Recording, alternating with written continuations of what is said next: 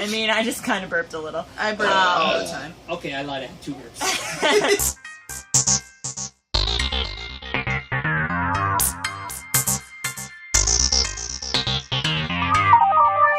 Hey everybody! Hello. Welcome back to The Drunken Library. And today we have a book tag for you that we were tagged in like, fuck, a month ago-ish, Yep. maybe longer. That I Um, forgot existed it because is- my memory is...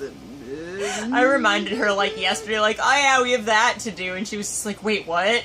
My bad. But it's the New York Times by the book tag, which I keep saying wrong, because fuck it, I'm drunk. I think I wrote it down right. You did. I didn't I even just look keep at the trying to say title. like New York Tag by the Book Times or some shit. I don't even. Whatever. It's fine. We but were tagged by Sue and Megan at the restricted section. what else is new? Surprise! They're wonderful and we love them, and you should all go to their channel. Except for most of you probably already know their channel because they're wonderful. And if you don't, where the fuck have you been? Yeah, they're great. So this is I'm a a bunch bee. of. First question is, what book is on your nightstand right now? I'm in the middle of, technically, in the middle of 3 books. One of them's the H.P. Lovecraft. I've just been in that, but I've kind of set aside to try to finish The Legend of Sleepy Hollow and Other Stories by Washington Irving, because it's shorter and I just want to get this fucking shit done. And also I like the Lovecraft more than Washington Irving because they're both misogynistic old white dudes who are racist. Yeah, but Lovecraft's language is prettier. Yeah, but at least his writing is tolerable. This is just boring as fuck. And I'm saying that, and I fucking hate Lovecraft. Yeah, so. she hates Lovecraft, but like his writing is pretty. This shit is not interesting. It's not pretty. It's not memorable. And I'm reading it, and I was like, "What the fuck is this? Like, how the fuck am I getting through this page? This is some bullshit. It's so fucking dumb. I can't stand it." But it's on her nightstand now. Oh, she's throwing shit in my living room. It's cool. It's cool. I'm laughing because I feel like an asshole.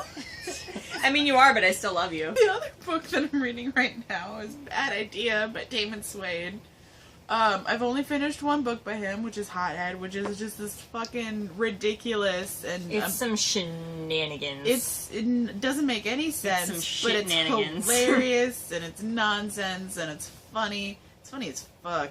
It's fuck.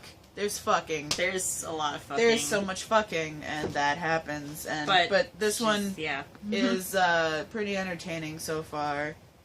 Yeah, so I'm in. I have 3 on my like nightstand, which is actually my dresser because my room's not big enough for that much furniture, guys. I'm not that fancy. But 2 of them I'm in the process of reading, and 1 I'm gonna be reading soon, so I'll talk more about it later. But it's a library book, so it's just kind of sitting on my shelf. And that is first one we're in the process of reading is Neil Gaiman's Smoke and Mirrors, which is a short story book. I'm not real far, but you can see my bookmark. We made it together. It's the Namaste one. I like it so far. It's Neil Gaiman, so you know. Still haven't read anything by him. Next one has no fucking dust jacket on it right now because I took it off to read it, but it's After Alice by Gregory Maguire, the fucking super cool cover without dust jacket on it. I'm liking it so far. It's starting out a little slow, but it's finally starting to pick up, and it's Gregory Maguire, so it's my favorite person who does retellings. It's one of my favorite fictional worlds. What's not to like? And then the last one I'm not currently reading, but I'm going to be reading soon, and that is City of Glass by Cassandra Clare, because I started this series for this channel, and now I have to fucking finish it, and this is book 3, so library copy, because I'm not spending my money on this shenanigans. Next question. Oh, my pen. Okay. What was the last truly great book you read? Alright. Or is it just... My answer for this is a fucking comic, actually. And it is Superman Red Sun. It's a DC comic. It's really awesome. It is basically a kind of Superman retelling had he landed in the Soviet Union instead of in Kansas.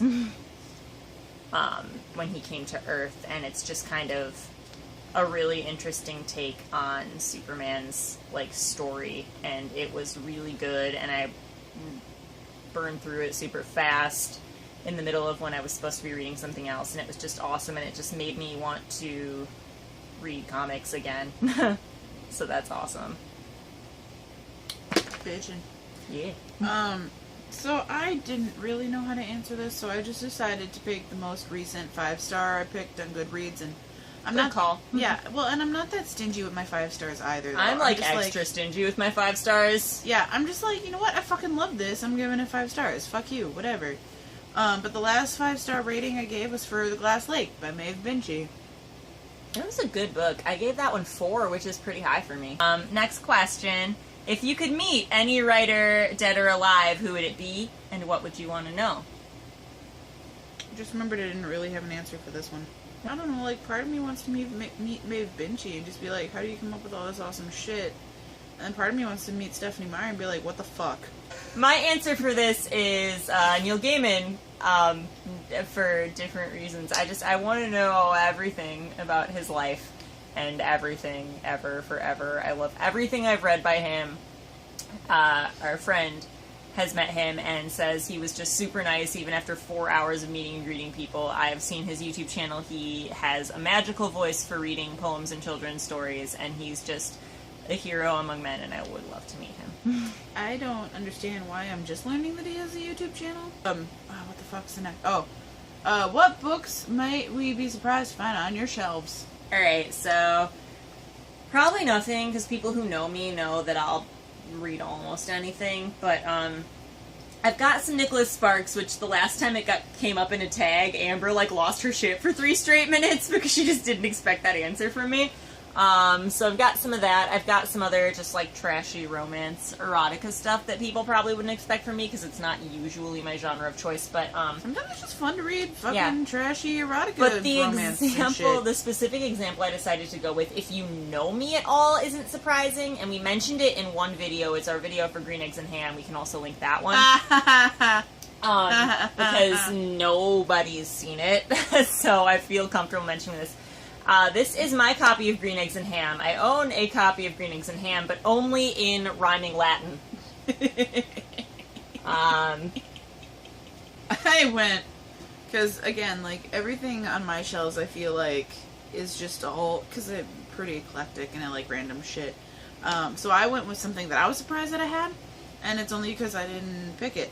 And it's the autobiography of Malcolm X. My cousin's boyfriend bought this because he needed a book for his class for school, and this was the wrong Malcolm X book, and so he gave it to her and was just like, and she's like, Amber likes books. Sure. You want it? And I was like, alright, sure, I'll learn some shit. I don't care. Oh, Jesus, fuck. What book have you always meant to read and haven't got around to yet? Anything you feel embarrassed not to have read? I don't feel embarrassed by not reading anything, because if I didn't want to read it, I just didn't read it, except for 50 Shades. I read that and didn't want to. I mostly don't get embarrassed about anything ever. But I do haven't always meant to read, but haven't. And I was actually talking to Jess over at Rebel Reads about this yesterday, actually. By the time this goes up, it'll be not yesterday, but at the time of filming. And that is John Steinbeck's Of Mice and Men. And it's just a general, I've meant to read Steinbeck forever and just haven't. This one I actually got for 30 cents, which is super cool because I got it from Half Price Books and it was in like really good condition. It looks almost brand new for being as old as it is. This one was published in like I don't even know when, but it's got a note in it from the 60s. And I like books that have 30 cents. But I'm going to read this soon, hopefully, because I've been meaning to read Steinbeck forever, and this one's really short, so I have no reason not to. I went with To Kill a Sorry. I went with To Kill a Mockingbird by Harper Lee. I remember everybody with a certain teacher in 6th grade for English. Oh, that happened. Jeez. Yeah. Everybody read this, and then I had a different English teacher, and then I didn't read this. And so everybody I knew read this, and I hadn't read it yet. And I feel like it's one of those books that I feel like I should have read by now, and I haven't. And I've caught up on a lot of the other ones, like Catcher in the Rye, and Lord of the Flies, and stuff like that. Great Gatsby and shit. Like, I read all of that after middle school, high school, college. A lot of it, actually, all of for this channel. For this channel. It's before I was just like, but like I still haven't read this one. This one I feel like I should have read in 6th grade. I actually read that one in middle school, not for class though. I just like found it and was like, oh, I'm gonna read this. But I was also a fucking weird kid. I was just gonna say you're a weird person. But yeah, and also like I don't feel embarrassed for not having read shit. Like if I haven't read it, I haven't read it. But I also don't get embarrassed about anything pretty much ever. No, that's true. She doesn't. It's fun to try sometimes. Really, it takes a lot for me to be embarrassed. Really next question. This is the next question. It's not, but it's gonna read it. Next question, number 7. Disappointing, overrated, just not good. What book did you feel you were supposed to like but didn't? And do you remember the last book you put down without finishing? I know I've talked about this book before. We've all talked about this book before, and all, by all, we mean both. We have 3 fucking videos about it. 3 fucking videos exclusively about this goddamn shit. So, I was really excited to read this, right? Because it's a story within a story within a story. It's about a house that's bigger on the inside, and it kills people. And just the whole thing sounded sort of Doctor Who-esque-ish. Which is... Ish is a term, by the way, guys. My jam. It just wasn't awesome. Seems like it should be fucking cool, but then, like, it's not fucking cool. It's a pain in the ass. My answer for overrated, just didn't like it, is Catcher in the Rye. Fuck this shit. Fuck Holden. Fuck everything. Just fuck it. It was stupid. And it was stupid. At least you didn't hit the lamp when you threw your book. I didn't throw it that way. I threw it at the fucking litter box. I was like, couch, and then... But no, just that fucking book. Like, the characters suck. The story isn't that interesting. And everybody talks about how fucking classic and glorious that book is. And you know what? No. How was that? Oh, okay. What kinds of stories are you drawn to? Any you stay clear of? There's none I really try to stay clear of. Maybe I don't read that much young adult stuff, but every once in a while I just, like, I don't, like, write stuff off because it's young adult. It's just I don't relate to teenagers that well, as evidenced by my feelings about Holden Caulfield. But I'm drawn to... sci-fi, dystopian, and horror are probably my favorite things that have ever existed in life. So. I am drawn... I think, if you really break it down, I'm drawn to 2 major things. I really like stuff that involves time travel, or stuff that involves multiple storytelling from, like, the past and the present, where the past directly affects something like in Holes. the future. Mm-hmm. Yeah, like, that's part of why I really love Holes.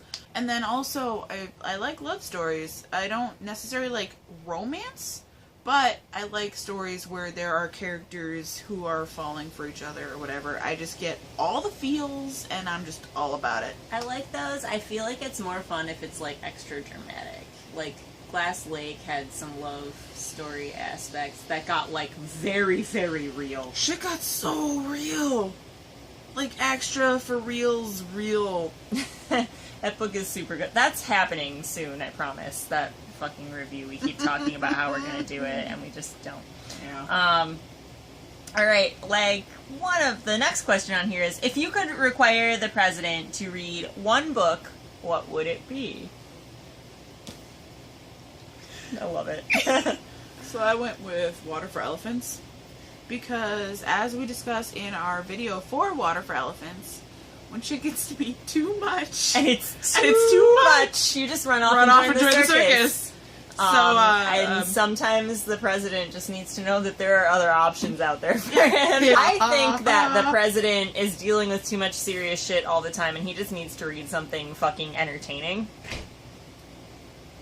And so I'm going to recommend David Wong's books in general, but especially John Dies at the End and This Book is Full of Spiders. There's a series, there's going to be a third one coming out soonish, I think.